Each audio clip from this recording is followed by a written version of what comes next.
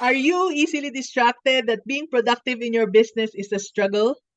Do you feel that whatever you do and no matter how long you work, you still can't get your tasks done as scheduled? Are you always physically and mentally tired, stressed, unable to focus, and often cranky?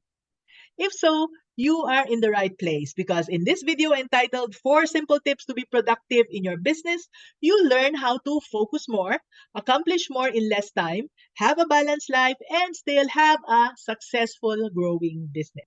Now, before we dive into our lesson, let me first tell you Kathleen's story. Who is Kathleen? Well, she's a 30-year-old mentee who's a single mom to a 2-year-old son. She already runs a business selling educational toys and imported clothes for toddlers. You can guess that her little boy inspired her to venture into this kind of business. Kathleen sells her products online. She's very active on Facebook where she gets most of her customers. When she decided to widen her network by looking for resellers, she got busier than ever. And having a toddler wasn't easy for a single mom juggling her business. She wanted to make sure that supplies were enough. And so she would do her best to answer all inquiries from people who wanted to try reselling her products. And just like any other solo entrepreneur, Kathleen would be busy doing the follow ups, creatives, customer service, inventory, etc. And even though her mother lives with them to help take care of her son, she still had lots of tasks to do. Very often, her mother would complain that she's too busy with her business and that she had limited time to play with her son. Another problem is that when she has things to do, she would easily get distracted from the constant notifications on her phone to a son wanting his mommy's attention. Mommy, mommy, let's play. Mommy, mommy, look, oh. Sometimes she couldn't help getting annoyed, and when she's on the phone, she would lose track of time. It was hard for her to focus. Now, fearing that she might not be able to meet the demands of her business, Kathleen decided to do something about it.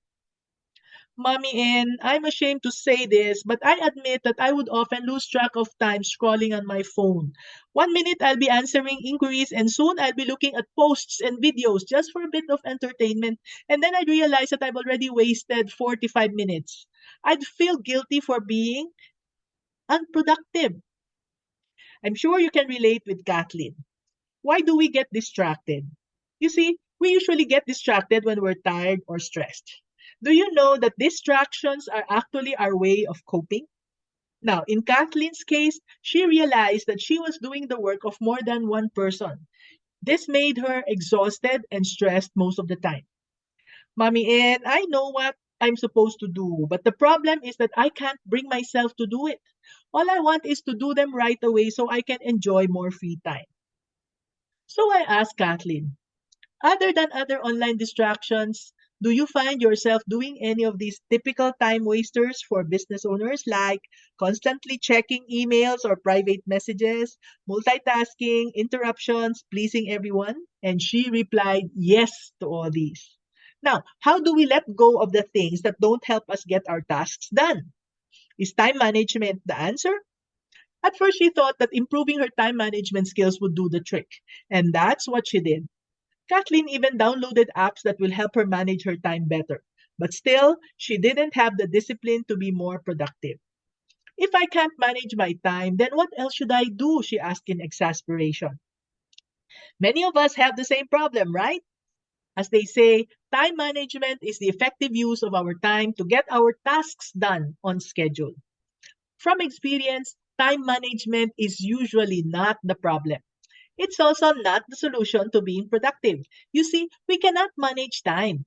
Instead, it's about self management and managing priorities. Here are 4 simple tips to be productive in your business. Number one, create a commitment list for the next day before you sleep. In fact, I require each one in my team to practice this and post it in our group chat so that we know what each one is doing and how we can support one another. And it's a big help for us to be reminded of what we need to do for that day. Breaking our big monthly goals into small goals daily is more doable because we don't feel overwhelmed. Number two, find your golden hours. This is your most productive time of the day. Keep track of your time and soon you'll figure out what time of the day you're most focused or most productive. Some say their golden hour is in the early hours of the morning. Others say that they work better at night when everyone is asleep.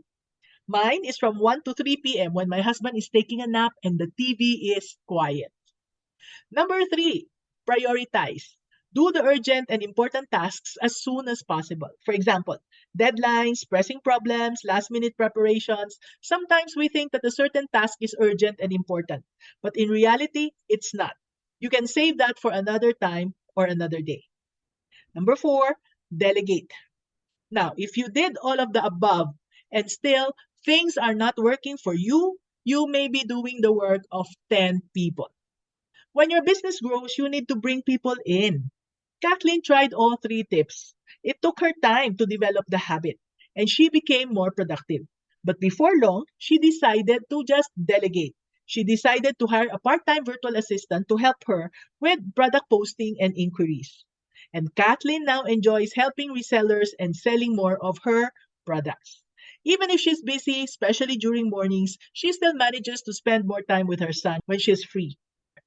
This is Mommy and your Mommy Negosyo saying, be business minded, Pinoy.